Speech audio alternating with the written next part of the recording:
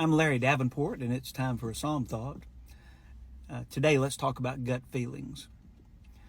While I was in college, I learned calculus by repeating homework assignments every single night. And in fact, if you look at my notebook, you'd see problem after problem repeated over and over again.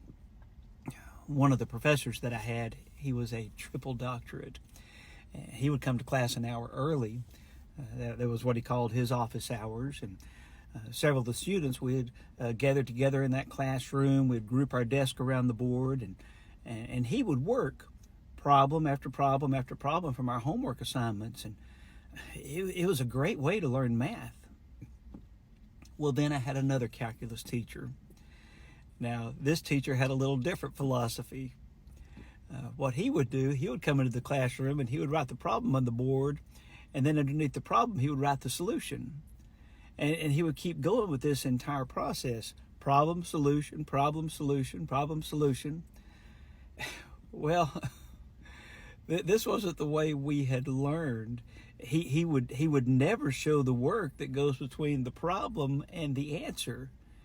And that's pretty necessary, at least in my book, because if you look at my homework pages, some of the pages for calculus problems, they would have taken an entire page in order to get from the problem to the answer. And that was what I had grown accustomed to in the learning process. Well, after the teacher did this for a while, one brave student raised his hand and asked the professor, he said, can you show us how to get from the problem to the answer? The teacher stopped and he looked at the student, looked at the board, looked back to the student and said, you just have to have a gut feeling. To which the student replied, but what if I don't have a gut feeling? And the teacher said, well, I guess you're lost. Now, you and I know enough about solving math problems to know that it takes more than just a gut feeling to be successful. But you know, I hear about people that take that very approach in their spiritual lives.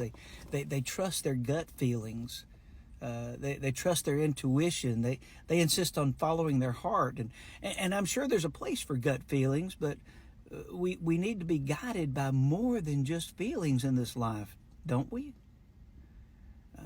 Simply listening to what you feel on the inside can be dangerous, especially in a spiritual walk. I've heard the phrase spoken before, well, I just know in my heart of hearts that what I'm doing is right. And somehow just saying that phrase, it somehow eases the conscience. But simply believing something is right does not necessarily make it so.